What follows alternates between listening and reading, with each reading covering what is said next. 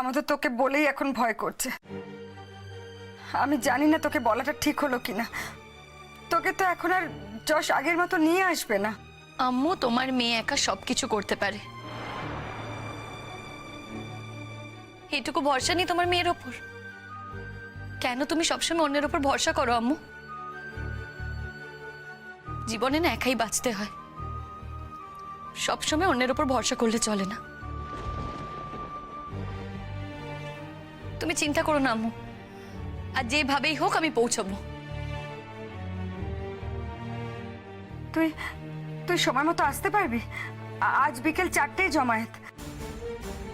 রঞ্জা আপাতত প্রতিজ্ঞা করে রেখেছে সে ইকবাল ভাইকে ফিরিয়ে দেবে। সে সবার সামনে গিয়ে বলবে ইকবাল ভাইকে তার কিছুতেই বিয়ে করা সম্ভব নয়। বললাম তো আম্মু, আমি যাব। তার জন্য যদি আমাকে কোনো দাম দিতে হয় আমি দেব, কিন্তু রঞ্জা পিসিকে আমি এরকম কথা কিছুতেই বলতে দেব না। আম্মু তুমি ফোনটা রাখো, আমি আসছি।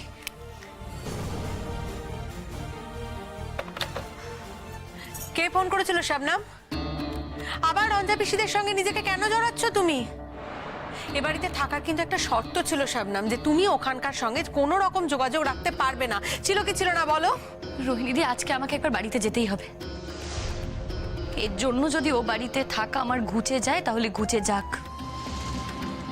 কিন্তু আমাকে আমার বাড়ি আজকে যেতেই হবে। আর আমি তো কখনো বলিনি যে আমি আমার আম্মুর সাথে যোগাযোগ রাখবো না। এমন কোনো কথা তো আমি কখনো কাউকে দিইনি। হ্যাঁ, আমি কদিন বাড়িতে যেতে পারিনি কারণ ওখানে সমস্যা চলছিল। জজদা তো সব জানে। জজদাই তো আমাকে এখানে নিয়ে এসেছিল। আশা করছি জজদার নিশ্চয়ই সব মনে আছে। তোমার মা ফোন করেছিল? হ্যাঁ। কোথায় যাওয়ার কথা বলছে? সরি আন্টি, আজকে না আমাকে বাড়িতে যেতেই হবে। আমি এসেছিলাম আপনাকে হেল্প করার জন্য, কিন্তু আজকে আমি সেরকম কিছু করতে পারছি না আন্টি। আর তাছাড়া আজ তো জজদারা বাড়ি ফিরেই যাবে। বিশেষ একটা কারণে আমাকে বাড়ি যেতে হবে আন্টি। তুমি বড় ফাঁকিবাজ মেয়ে তো। এরকম স্বেচ্ছাচারিতা করলে চলে নাকি? একজনের বাড়িতে থাকছো, তাদের অনুমতি তো নিতে হয়। তোমার নিজের ইচ্ছে মতো চলে যাচ্ছ, রোহিণী তোমাকে পারমিশন দিল কি না সেটা একবার জিজ্ঞেস করবে না?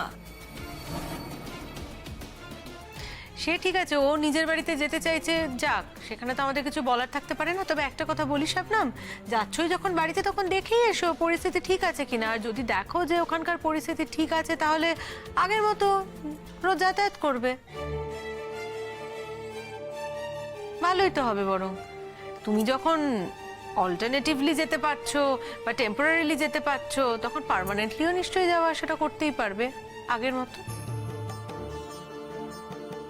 ঠিক আছে রোহিণীদি, জজদা যদি পারমিশন দেয় তাহলে আমি বাড়ি যাব। এর মধ্যে যশের পারমিশন দেওয়ার কি আছে? আছে। কি বললাম তো আছে। শবনমকে যখন আমি নিয়ে এসেছিলাম তখন আমি ওকে একটা কথা দিয়েছিলাম, আর ওর কাছ থেকেও আমি একটা কথা আদায় করেছিলাম, যে ও আমার পারমিশন ছাড়া কোথাও যেতে পারবে না। তাই ওকে আমার পারমিশন দেওয়ার আছে। তাহলে দিয়ে দে পারমিশনটা। দিচ্ছিস না কেন? ও যখন বাড়িতেই যাচ্ছে তার মানে নিশ্চয়ই মনে করছে টেনশনের কোনো কারণ নেই, সব ঠিকঠাক আছে। আর সেটাই যদি হয় তাহলে তো বেস্ট, খুবই ভালো হয়। ও আগের মতো বাড়ি থেকে যাতায়াত করুক, কেন শুধু শুধু অন্যের বাড়িতে থেকে পড়াশুনো করতে যাবে? অনুগ্রহ নিয়ে থাকা, লোকের বাড়িতে কাজের লোকের পরিচয়তেও রয়েছে। নিজের বাড়িতে থাকলে তো অ্যাটলিস্ট কাজের লোকের পরিচয় থাকতে হবে না? দেখো, তোমাদের মধ্যে মীমাংসার তোমরা পরে করো না গো। Rohit, I am very sorry. তুমি আমাকে এ বাড়িতে নিয়ে এসেছিলে আন্টির হেল্প করার জন্য, কিন্তু আজকে আমি এ বাড়িতে সেভাবে কোনো কাজই করতে পারলাম না। আমাকে বাড়ি যেতেই হবে গো। হে বাবা, তার মানেটা কি? হ্যাঁ, এরকম হঠাৎ করে বললে হয়? এখন আমাকে সমস্ত রান্না বান্না করতে হবে? তুমি যদি আগে থেকে বলতে আমি অন্য রান্নার লোক ঠিক করে রাখতাম। হ্যাঁ, কাল যে বললেন সব রান্না আপনি করেছেন। মা সেটাই মিন করেছে যশ।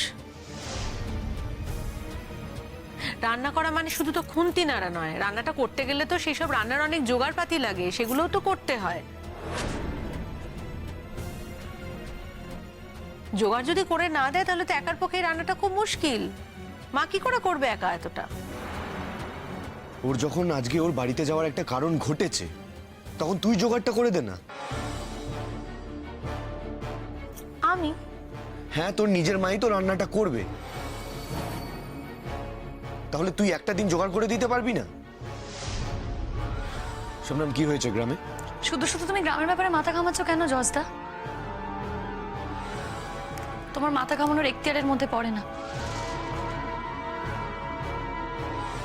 গ্রামে অনেক সমস্যা থাকে, সেরকমই একটা সমস্যা, তাই জন্যই আমাকে যেতে হবে। রঞ্জা পিসির কথা উঠলো কেন? ভুলে যেও না, রঞ্জা পিসি কিন্তু আমারও পিসি, তাই রঞ্জা পিসির ব্যাপারে আমারও জানার অধিকার আছে। তোমার যদি পিসি হয় তাহলে তুমি নিজেই জেনে নাও, আমি তোমাকে জানাতে বাধ্য নই। আন্টি আমি আসছি রোহিণীদি। দাঁড়াও শবনম। সরি জজদা, আমি না এখন আর দাঁড়াতে পারবো না। আমাকে বাড়ি যেতে হবে, আর অনেকটা রাস্তা। আমাকে যে করেই হোক ওখানে 4টের মধ্যে পৌঁছাতেই হবে। কি ব্যাপার, আমি না কিছু বুঝতে পারছি না। কি হয়েছে একটু বলবে পরিষ্কার করে? কেনই বা তোমায় 4টের মধ্যে পৌঁছতে হবে? আজ আমাদের গ্রামে জমায়েত আছে, ওখানে রঞ্জা পিসিকে ডাকা হয়েছে। রঞ্জা পিসির যার সাথে বিয়ে হওয়ার কথা ছিল, ইকবাল মামা এসেছে। আজ ইকবাল মামা গ্রামের সবার সামনে রঞ্জা পিসিকে জিজ্ঞাসা করবে রঞ্জা পিসি তাকে বিয়ে করতে চায় কিনা। আমি জানি না রঞ্জা পিসি কি উত্তর দেবে, কিন্তু আমি এই মুহূর্তটা সাক্ষী থাকতে চাই, তাই আমি যেতে চাইছি। আমি আসছি। যশ,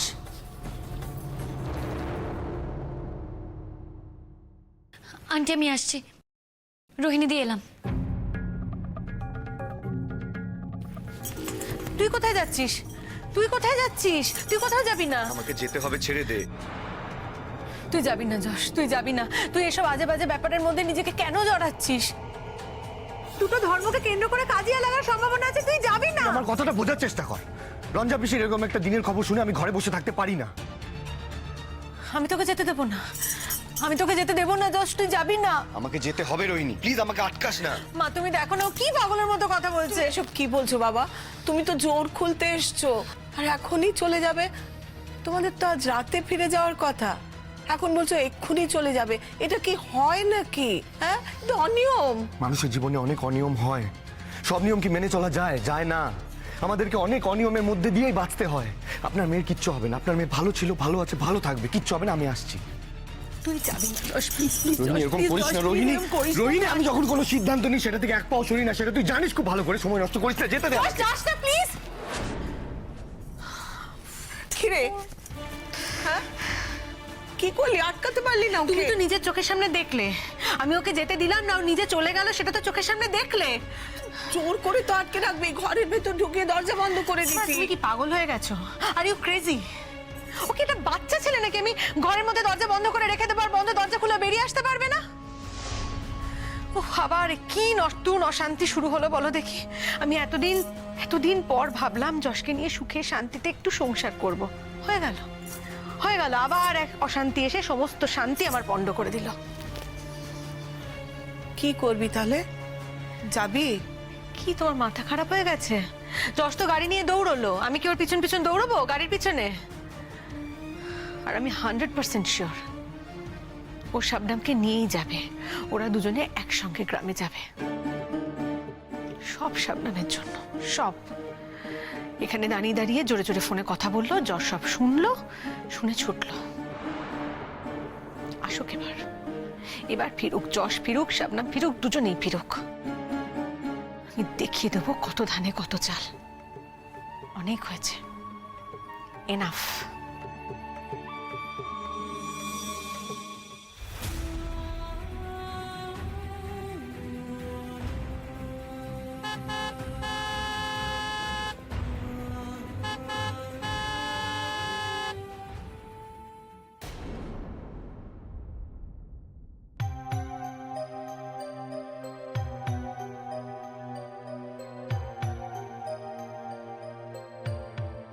এতক্ষণ ধরে হর্ন দিচ্ছি গাড়ির, তোমার পেছন পেছন আসছি, তারপর আমাকে ইগনোর করে ওইভাবে এগিয়ে যাচ্ছ। আমার তাড়া আছে জজদা, তুমি বা হর্ন দিচ্ছ কেন? আমি তো বাড়ি থেকে বেরোনোর সময় বলেই বেরোলাম যে আমি যাচ্ছি। গাড়িতে উঠে বসো। মানে? মানে আমি তোমার সাথে যেতে চাই। না, আমি ওই গাড়িতে উঠবো না। তুমি তো খুব ভালো করে জানো যে আমি জোর করলে তোমার কিন্তু কোনো জোর থাকবে না। ভুল করছো জজদা, তুমি জোর করলে আমিও কিন্তু জোর করতে পারি। আর যাই হোক, আমি তোমাকে নিয়ে ওই গ্রামে যাব না। তুমি না গেলেও কিন্তু আমি যাব। দেখো, তুমি আলাদা মানুষ, তুমি কি করবে করবে না সেটা পুরোপুরি তোমার ব্যাপার, কিন্তু আমি তোমার সাথে গ্রামে যাব না, কিংবা তুমিও আমাকে নিয়ে ওই গ্রামে যেতে পারবে না। তাই নাকি? এর আগেবার আমি একা যাওয়াতে আমার কি বিপদ হয়েছিল মনে আছে তো, নাকি ভুলে গেছো? এবার আমি একা গেলে কিন্তু আবার সেম বিপদ হতে পারে, তার দায়িত্ব তুমি নেবে তো? জজদাই, কদিন আগে তোমার বিয়ে হয়েছে, তোমার বউ তোমার মঙ্গলের জন্য সিঁথিতে সিঁদুর পরে, তোমরা অষ্টমঙ্গলে জোর খুলতে এসেছো তোমাদের একসঙ্গে বাড়ি ফিরে যাওয়ার কথা। কেন বলো তো, কেন তুমি শুধু শুধু আমার এই জীবনে ঢুকতে চাইছো? তুমি যে জীবনটা চেয়েছিলে সেই জীবনটাই তো তুমি পেয়েছো, তাহলে সেটাকেই সম্মান জানাও না। কেন তুমি আমার জীবনে উকি মারতে আসছো? তুমি ঠিক করে দেবে নাকি আমি কি করব আর কি করব না? তুমি কি করবে করবে না সেটা পুরোপুরি তোমার ব্যাপার, আমি কেউ নই এটা ঠিক করে দেবার। কিন্তু আমি কি করব করব না সেটা কিন্তু আমিই ঠিক করতে পারি। আমি এখন বাস ধরবো, বাস ধরে গ্রামে যাব। দেখো, যে করেই হোক আমাকে না 4টের মধ্যে গ্রামে পৌঁছতেই হবে। 4টের মধ্যে আমাকে রঞ্জা পিসির কাছে পৌঁছতেই হবে, তুমি বুঝতে পারছো সেটা? তুমি না দয়া করে আমাকে এখানে আটকে রেখে সময়টা নষ্ট করো না। রঞ্জা পিসির এই অনুষ্ঠানে এই মুহূর্তে তুমি একাই সাক্ষী থাকতে চাও? আমি চাই না। তোমার চাওয়া তোমার কাছে, তাতে আমি কি করব? আমরা দুজনেই যখন একই জায়গায় যাব তখন আলাদা আলাদা কেন যাব? আমাদের দুজনের পথ তো আলাদা, সেটা তো অনেক আগে প্রমাণ হয়ে গেছে। শবনম, আমি তোমাকে আবারও বলছি, আমি যদি একা যাই আমার কিন্তু সেখানে বিপদ অপেক্ষা করছে। এটা জানার পর তুমি আমাকে একা যেতে দেবে তো? কেন বলো তো, কেন তুমি বারবার একই কথা বলছো? কেন তুমি আমাকে দোষের ভাগী করছো জস্তা? আর কত অপমান অসম্মান আমি সহ্য করব তোমার জন্য? আমার জন্য নয়, আমার জন্য তোমাকে কোনো অপমান সহ্য করতে হয়নি শবনম। যা সহ্য করতে হয়েছে তোমার নিজের জন্য। আমি তোমার কাছে এসেছিলাম, তুমি আমাকে ফিরিয়ে দিয়েছিলে, আর তার জন্য তোমাকে আজকে এই অপমানগুলো সহ্য করতে হচ্ছে। এই জীবনটা তুমি নিজে বেছে নিয়েছো শবনম, তুমি নিজে বেছে নিয়েছো। তোমার কাছে অপশন ছিল তখন, কিন্তু সেই অপশনটা তুমি নাওনি। বারবার না প্লিজ এক কথা বলো না। আর ভাগ্যিস রাজি হয়নি, রাজি হয়নি বলেই তো তুমি একটা মেয়েকে এতটা অপমান করার সুযোগ পেয়েছো। পৃথিবীতে কি আর কোনো মেয়েকে তুমি এতটা অপমান করতে পারতে? তোমার কি মেয়েলিগো স্যাটিসফাইড হতো তাতে? আমি তোমাকে যতটা না অপমান করেছি শবনম, তার থেকে অনেক বেশি অপমান আমি নিজে পেয়েছি। এখন আমি দাড়ি পাল্লা দিয়ে না সেসব মাপতে যাব না। জজদা, তুমি আমার গায়ে অবধি হাত তুলেছো, অনেক কিছু করেছো, কিন্তু আমি সবকিছু সহ্য করেছি। সব অপমান আমি সহ্য করেছি কেন জানো? কারণ আমি তোমাকে কথা দিয়েছিলাম যে আমি তোমাকে ছেড়ে কখনো কোথাও যাব না। তাই আমি এত অপমান সহ্য করেও থেকে গেছি। কে বলেছে রাখতে? দেখো না, না রাখলেই তো হয়। এই কথাটা তো বিনি সুতোর মালা, স্বীকার করলে আছে আর অস্বীকার করলেই নেই। আর তাছাড়া তো কোনো দলিল দস্তাবেজে সই করা হয়নি যে এই কথাগুলো তুমি না রাখলে তোমাকে ফাঁসি কাটে ঝোলাবে। তুমি বুঝবে না জস্তা, কথা না রাখাটা না আমার কাছে মৃত্যুতুল্য অপরাধ। তুমি বুঝবে না। কেন বুঝবো না কেন? আমি তোমাকে কোন কথা দিয়েছিলাম যেটার খেলাফ করেছি আমি? কি বলতে চাইছো তুমি? আমি না কিচ্ছু বলতে চাইছি না, আমার আর তর্ক করার সময় নেই। তুমি বুঝতে পারছো আমি কি সাংঘাতিক টেনশনের মধ্যে আছি? আমাকে না যেতেই হবে, যে কোনো প্রকারে আমাকে পৌঁছাতেই হবে ওখানে। তুমি আমার গাড়িতে এখন উঠবে, আমরা একসঙ্গে যাব। আমরা তো আর একসঙ্গে নেই যে আমরা একসঙ্গে যাব। এর উত্তর তুমি আজ পাবে না শবনম। এর উত্তর পেতে গেলে তোমাকে আরো অনেক বছর অপেক্ষা করতে হবে। আর এর উত্তর আমি নিজের মুখে তোমাকে কোনোদিনও দেব না। এই উত্তরটা তোমাকেই খুঁজে পেতে হবে শবনম। এনিওয়েজ, আমি যখন তোমাকে এখন একবার অর্ডার করেছি, গাড়িতে উঠে বসো, আমরা এখন একসঙ্গে যাব। রোহিণীদি জানতে পারলে বাড়িতে কতটা অশান্তি করবে তুমি ভাবতে পারছো? জজদা প্লিজ, আমি না নিজেকে আর অশান্তির মধ্যে জড়াতে চাই না। আমি যে এখন এই সময় বাড়ি থেকে বেরিয়ে এসেছি এটা নিয়েই যথেষ্ট অশান্তি হবে বাড়িতে। এরপর আমরা একই গাড়িতে গেলাম কি গেলাম না সেটা আর অত ম্যাটার করে না। আর তুমি যদি আলাদা বাসে যাও আমার সাথে না গেলে ওরা ভাববে যে তুমি আমার সাথে আমার গাড়িতেই গেছো। আমি তোমাকে আমার গাড়িতে না নিয়ে গেলে ওরা এটাই ভাববে যে আমরা দুজন একই সাথে একই সঙ্গে একই গাড়িতে গেছি। সুতরাং সময় নষ্ট করে কোনো লাভ নেই শবনম। এসো গাড়িতে ওঠো। তুমি না আমাকে জোর করো না। তোমাকেই জোর করবো। কি? মানুষের জীবনে এক দুজন মানুষ থাকে শবনম, যার উপর সে জোর করতে পারে। আর আমার জীবনে তুমি সেই মানুষটা যার উপর আমি জোর করব, জোর করতে পারি, আর সারা জীবন জোর করে যাব। সময় নষ্ট করো না শবনম, অনেক দেরি হয়ে যাচ্ছে। এরপর কিন্তু আমাকে জোরে গাড়ি চালাতে হবে, আর জোরে গাড়ি চালাতে গেলে অ্যাক্সিডেন্ট হতে পারে।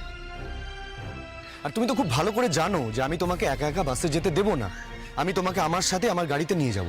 তোমার কাছে অন্যের ইচ্ছের কোনো দাম নেই না জস্তা? তোমার কাছে শুধু দাম আছে নিজের ইচ্ছের। অন্যের ইচ্ছেটা কি? এই যে আমার এখন তোমার সাথে যেতে ইচ্ছে করছে না। তুমি কি শুনছো আমার কথা? তুমি তো জোর খাটাবে, গায়ের জোর। আমি যেদিন বুঝবো যে তোমার আমার সঙ্গে একই গাড়িতে যাওয়ার ইচ্ছে নেই, সেদিন আর আমি তোমাকে জোর করব না। আমি যেদিন এটা বুঝবো যে আমার সঙ্গ তোমার পছন্দ হচ্ছে না, সেদিন আমি তোমাকে মুক্তি দিয়ে দেবো শবনম। কিন্তু তার আগে আমায় বুঝতে হবে, আর আমি অন্য কারোর মারফতে বুঝতে চাই না। আমি নিজের মতো করেই বুঝবো, নিজেই বুঝবো। উঠে এসো গাড়িতে। কেন তুমি আমাকে অশান্তির মধ্যে ফেলছো জস্তা? আমি না সত্যিই চাই না আমার জীবনে আর কোনো অশান্তি আসুক। আমি চাই না আমার জন্য রোহিণীদির সংসারটা ভাঙুক। রোহিণীদির সংসারটা গড়েনি, তাই সেটা ভাঙার প্রশ্নই আসে না। ছি জস্তা ছি, লজ্জা করছেন একটা মেয়েকে এভাবে অপমান করতে, যাকে তুমি নিজের বউ বলে গ্রহণ করেছো। এমনকি আমারও দায়িত্ব দিয়েছো তার উপর, যাতে আমি তার কথা শুনে চলি। আজকে তাকে তুমি আমার সামনে এত ছোট করছো, তাকে তুমি আমার সামনে অপমান করছো, অসম্মান করছো। আর তুমি বলছো রোহিণীদির সংসারটা গড়েনি। এমনিতে যাকে তুমি মাথায় করে রেখেছো। আমি যখন ঘর মুছছিলাম তখন যেন কি বলেছিলে, তোমাদের প্রাইভেট মোমেন্ট নষ্ট হচ্ছে। সেগুলো তুমি এমনি এমনি বলেছিলে জস্তা? শবনম, আমি তোমাকে এতটা বোকা ভাবতে পারিনি। হ্যাঁ, আমি বোকা, আমি মূর্খ, আমি অশিক্ষিত, আমি গরিব। না শবনম, এগুলোর মধ্যে একটাও তুমি নাও। তুমি অনেক ধনী মেয়ে শবনম। মানুষের টাকা পয়সা, বাড়ি গাড়ি, এগুলো তো সব বাইরের সম্পদ। তার আসল ধন সম্পদ তো তার অন্তরে।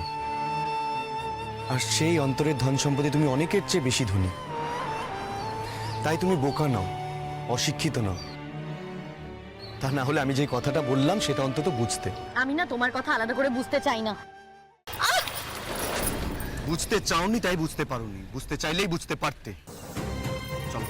কি করছো? কি হয়েছে? রোহিণী দেখে বলবে তো আমি তোমাকে জোর করে নিয়ে গেছি? ঠিক আছে, বলে দিও। আপাতত চলো, সময় নষ্ট হচ্ছে অনেক। চলো। আরে ছাড়ো।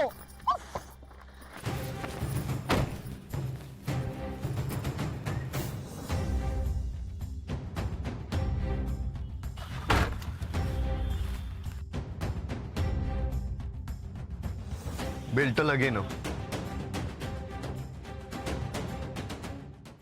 এরকম গোমরামুখ হয়ে থাকলে আমি কিন্তু গাড়ি চালাতে পারবো না, আমার অসুবিধা হবে। শবনম, কি আশ্চর্য, বলো না কি বলবে। আমার সঙ্গে এভাবে কথা বলতে ভালো লাগে তোমার? আমার ইনফ্যাক্ট তোমার সাথে কথা বলতেই ভালো লাগে না, বিশ্বাস করো। সরি, বিশ্বাস করতে পারলাম না। তোমার আমার সঙ্গে অনেক কথা, তোমার আমাকে অনেক কথা বলার ইচ্ছে করে। অনেক অভিমান তোমার মনের ভিতরে বরফ হয়ে জমে আছে।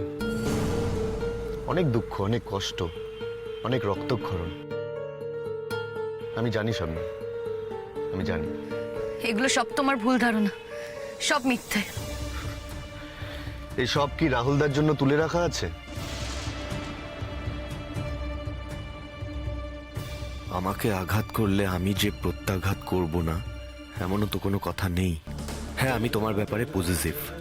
আমি জানি রাহুলের হয়তো তোমার প্রতি কোনো দুর্বলতা নেই, কিংবা তোমারও নেই। তোমার তো থাকা সম্ভবই নয়, কিন্তু তবুও আমি তোমার ব্যাপারে পজিটিভ। তোমার প্রতি আমি ওভার পজিটিভ। আমি তোমাকে কিছুতেই এক মুহূর্তের জন্য কারোর সঙ্গে শেয়ার করতে পারবো না। আমি শেয়ার করতে চাই না তোমাকে কারোর সাথে। হ্যাঁ, তুমি আমাকে খারাপ ছেলে ভাবতেই পারো। আমি রোহিণীকে বিয়ে করে তোমার উপর পজিশন খাটাচ্ছি। তোমার উপর সেন্স অফ পজিশন রাখছি, এটা ক্রাইম, এটা অন্যায়। পৃথিবীতে সবকিছুর ন্যায় করতে হবে এমনও তো মাথার দিব্যি কেউ দেয়নি আমাকে। আমি যেমন আমি তেমন। আমি নিজেকে সংশোধন করার কথা ভাবিও না। আর আমি সব থেকে বেশি যেটা বিশ্বাস করি সেটা হলো একমাত্র তুমি আমাকে এই পথে ঠেলেছো। তুমি আমার চরিত্র পাল্টেছো। তুমি আমাকে নষ্ট করেছো শবনম। তুমি আমার সততা নষ্ট করে দিয়েছো, ধ্বংস করে দিয়েছো আমাকে। তার দাম তোমাকে সারা জীবন ধরে দিতে হবে, দিতেই হবে। এইভাবে কি এখানে দাঁড়িয়ে থাকবে না যাবে? হ্যাঁ হ্যাঁ,